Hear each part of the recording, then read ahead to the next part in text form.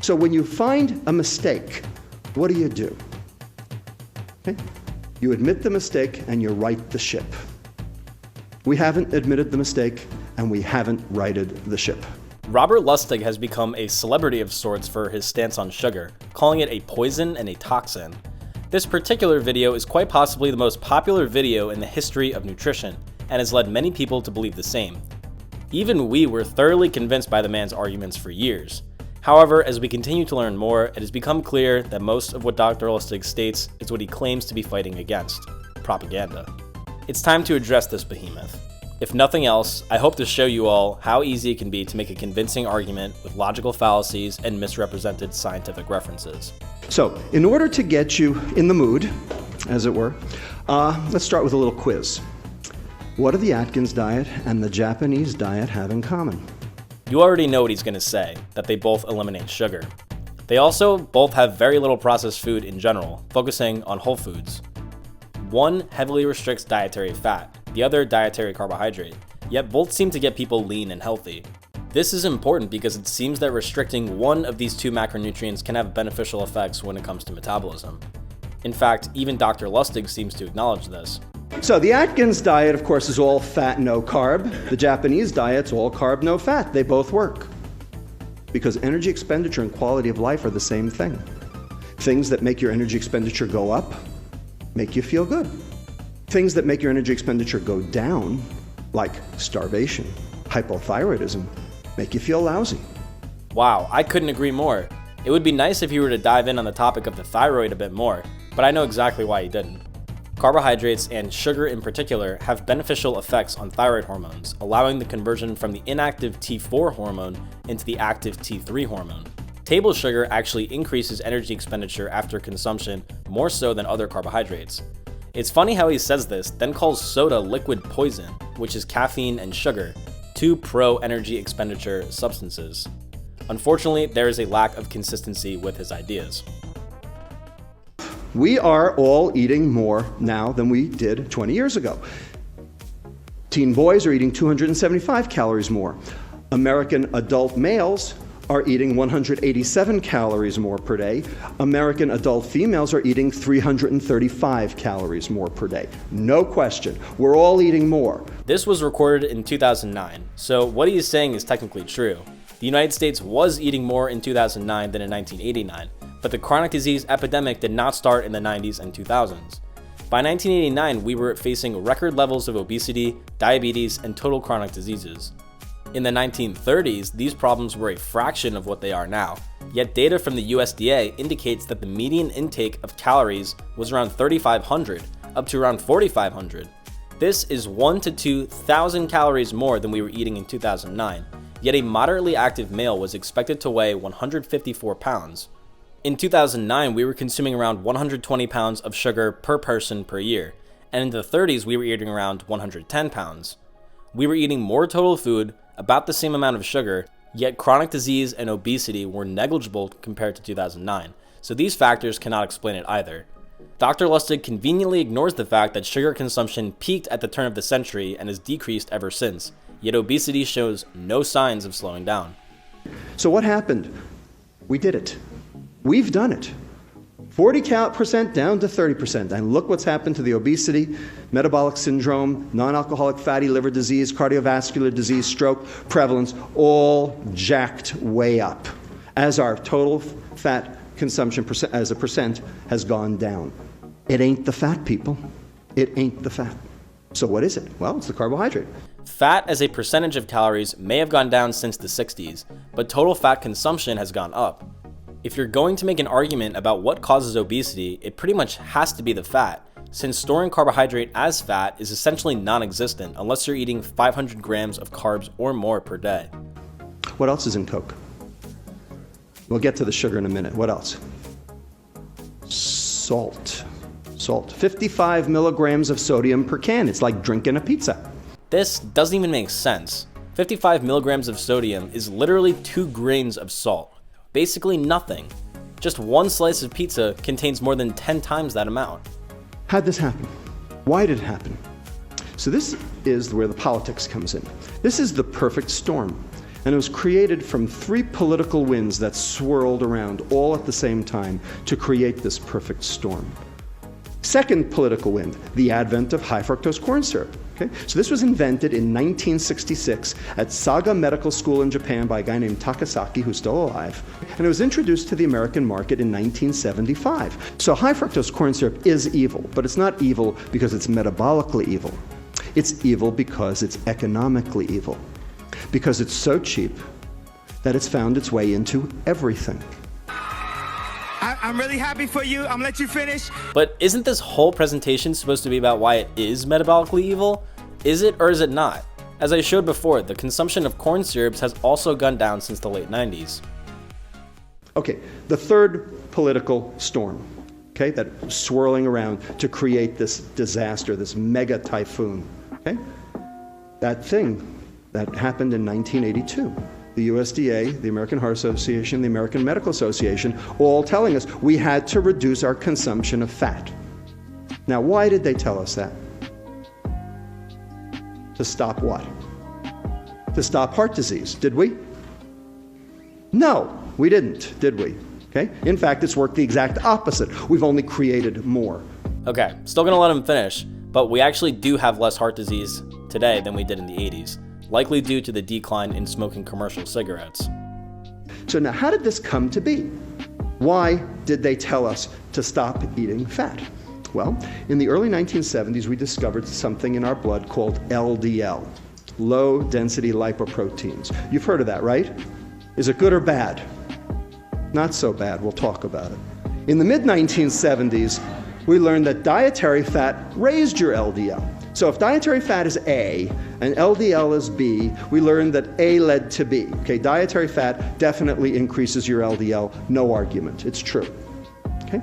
And then finally in the late 1970s, we learned that LDL correlated with cardiovascular disease. This is a massive topic, and if you're interested, we did an entire 40-minute documentary on the cholesterol and dietary guidelines saga. Long story short, the bigger issue of the time was the type of fat, not the total fat. They put an emphasis on polyunsaturated fats because they decrease cholesterol, unlike saturated fats which increase it. So no, all dietary fat does not increase LDL. You know what does though? Sugar. Since Lustig says that LDL is not so bad, something I would agree with, this seems like an important point to gloss over. The dietary guidelines told us to eat more polyunsaturated fat, less saturated fat, and less sugar. Lustig argues that since low fat became the fad, that we started to replace it with sugar. But again, we eat pretty much the same amount of sugar today that we did in the 70s. Percent calories from fat correlates very nicely with coronary disease, right? Except for one little problem. Anybody see it? Japan and Italy. So how much sugar do they eat? Didn't I tell you the Japanese diet eliminates fructose? They never even had it till we brought it to them after World War II. Italy, aside from gelato, what else they got? Okay? They got a lot of pasta, there's a lot of glucose, but no fructose. It's interesting how Dr. Lustig does not bring up one of the most popular talking points about the 7-country study, that there were actually 22 countries and Keyes cherry-picked 7 of them. I know why he doesn't though, because he would have to talk about France, probably the most notable exclusion from the original study. The French eat a high saturated fat and high carb, high sugar diet, yet historically have very low rates of heart disease. Everybody, am I debunking? Yes? No? All right. Let's keep going. So everybody knows that LDL correlates with cardiovascular disease, and that's true, and I'm not going to argue that, that is true, but it's not this one. Pattern A LDL. These guys are so light, they are buoyant, they float. So they get carried through the bloodstream, and they don't even have a chance because they're so big and they're so buoyant, they don't even get underneath the edge of the endothelial cells in the vasculature to start the plaque formation process. But over here we have this other guy over here called pattern B, or small dense LDL. You see the difference? These guys are dense. These guys don't float. These guys are small. They get underneath the edge of the surface of the endothelial cells, and they start the plaque formation. And it's been shown by numerous investigators now that small dense LDL is the bad guy. Dietary fat raises your large buoyant. What do you think raises your small dense? Carbohydrate. This is correct. Large LDL is considered safe and small, dense LDL more of a risk. However, neither are the cause of atherosclerosis. That would be oxidized LDL. The oxidation of LDL particles is required for atherosclerosis. The only reason that small, dense LDL is more of a risk factor for heart disease is because these particles are more prone to oxidation. We don't really care if there are more small, dense LDL particles if they do not become oxidized. One study looked at low-fat, high-carb diets in comparison to low-carb, high-fat diets, and found that the amount of oxidized LDL particles were slightly lower in the high-carb group. So if we use Lustig's own logic and call carbs A, small dense LDL B, and oxidized LDL C, we would say yes, A may lead to B and B may lead to C, but A does not lead to C. I am going to show you a lot of reactions in excruciating detail. If you've studied biochemistry, you will have an anaphylactic reaction. If you haven't studied biochemistry, you will fall asleep. So what I'm going to suggest that you all do is just let me do my thing to show you that at least it works, and just count the arrows. Okay? You can do that, right? Can you just count the arrows? It's not like counting sheep. Okay? You can count the arrows, and just stick with me, okay? Just let me do my thing, and let me show you why fructose is not glucose. So number one, fructose is 7 times more likely than glucose to do that browning reaction, the advanced glycosylation end products. The thing that happens on your grill happens in your arteries for the same reason. You know what's funny? Dr. Lustig is doing the exact thing that the people who say saturated fat and cholesterol cause heart disease do. The very people he's supposed to be arguing against. They like to say that bacon grease clogs pipes so it'll do the same thing in your arteries. Cute analogy, but anyone who has a semblance of understanding of physiology will tell you that's bullshit. Same thing here. What he's referring to is this reaction in a test tube. Yes, fructose is much more reactive than glucose, but it is also present at about 1% the concentration of glucose in the blood, where these glycation products are formed. There is little evidence suggesting that high fructose consumption actually leads to more AGEs, the browning products he is referring to. All right, so now let's talk about a different carbohydrate. Let's talk about my favorite carbohydrate, maybe yours too. Okay, ethanol. Ethanol is a carbohydrate, isn't it? Here's the structure, carbon, hydrogen, oxygen. It's a carbohydrate, but we all know that ethanol is a toxin, right? A poison. This is one thing he really loves, comparing sugar to alcohol. He hits you with all these reactions and expects you to just sit back in awe and just accept that he is right, that they are the same. Fortunately, that's why we have experiments. I think this is hilarious because fructose can actually protect against several of the deleterious effects of alcohol consumption. For instance, one problem with alcohol is that it can cause you to go hypoglycemic, which fructose co-ingestion helps protect against. It also lowers the relative amount of alcohol in the blood, which reduces the toxicity for the rest of the body. Most importantly for Dr. Lustig, fructose helps protect against the liver fat accumulation, the elevation in blood triglycerides, and free fatty acids that ethanol induces. I recommend checking out this article by my buddy Dan M. of the Cows Eat Grass blog for more on this topic. But all 60 calories of fructose are going to be metabolized by the liver. Why? Because only the liver can metabolize fructose.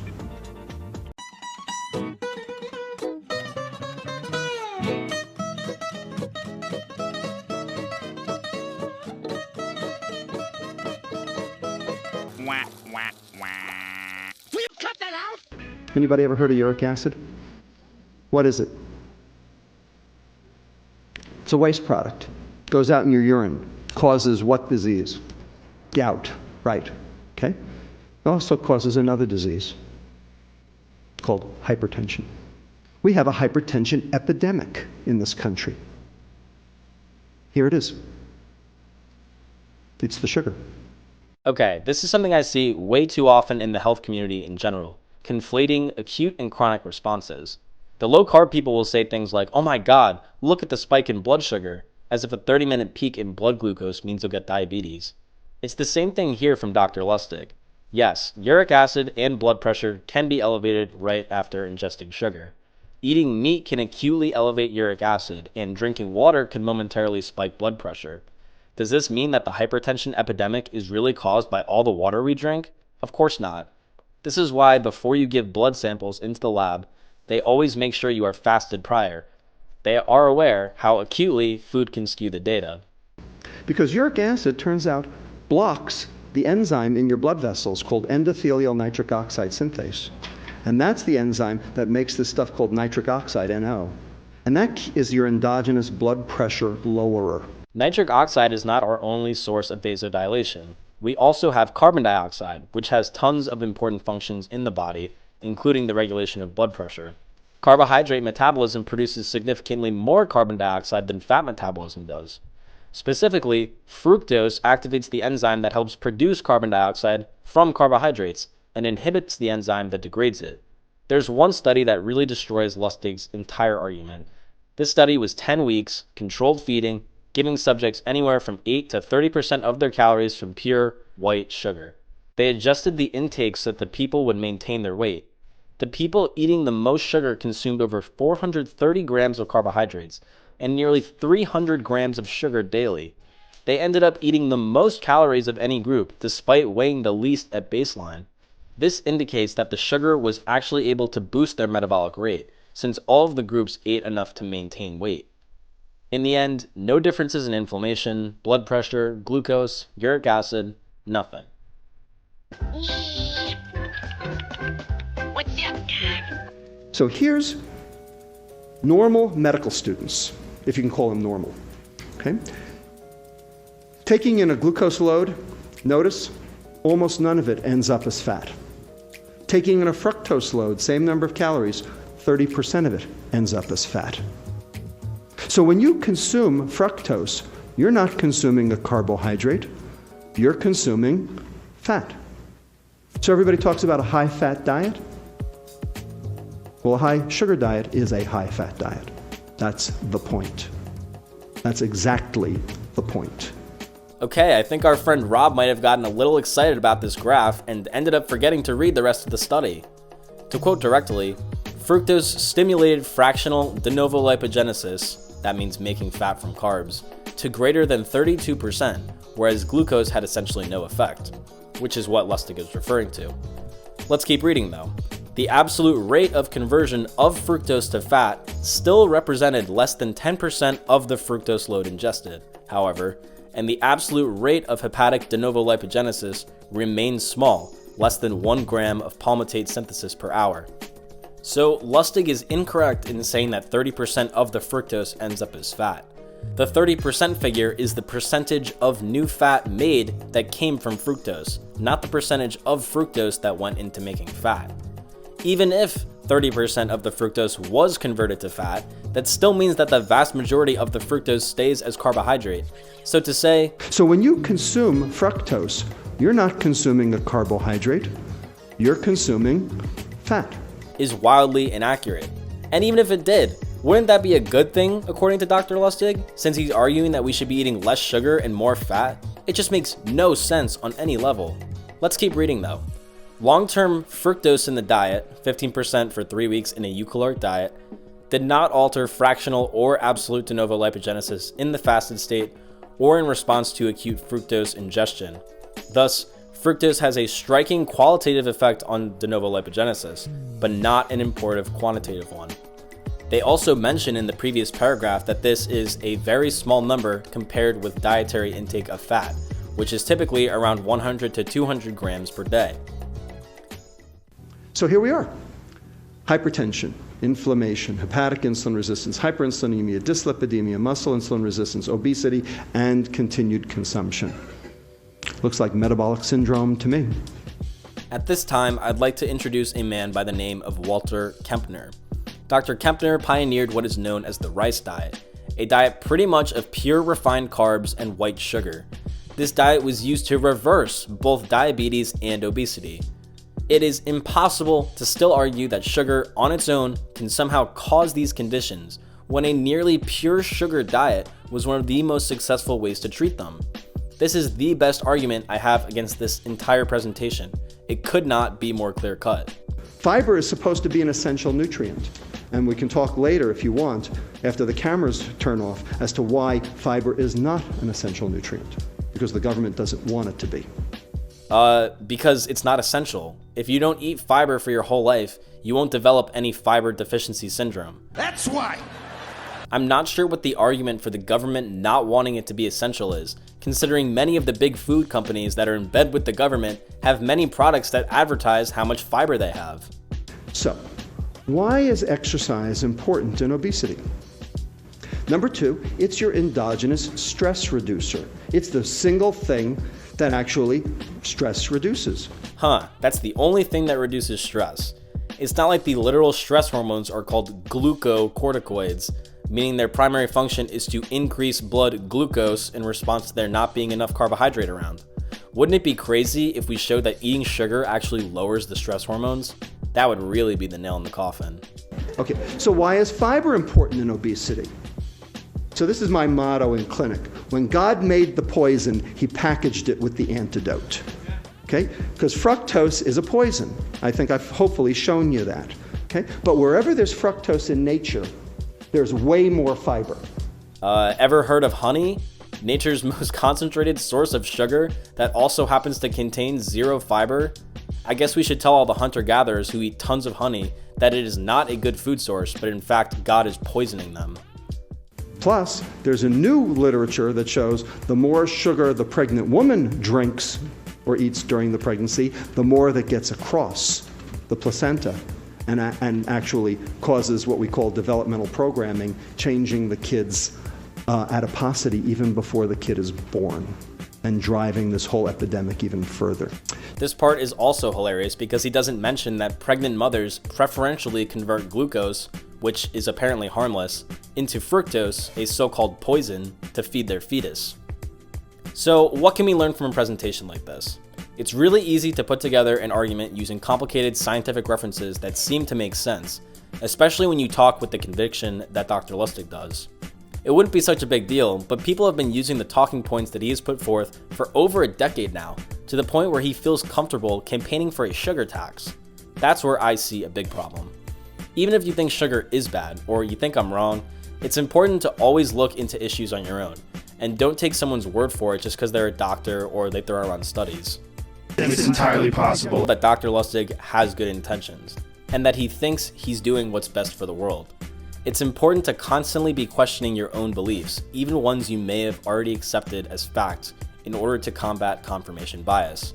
I mean, we've had this man in several of our videos before. Dr. Lustig, if you're watching this and want to clear the air, by all means, we'd love to hear a response. The only thing it's missing is sex. But we can see what we can do about that too. If you'd like to donate to us in an easier and more secure fashion, we are now accepting cryptocurrency, and you can find our various wallet addresses in the description, along with our Patreon, Twitter, and Instagram. Either email us or message us on Patreon after your donation, and we will give you personalized, in-depth answers to any of your burning questions. Don't let them fool you. Subscribe to our channel.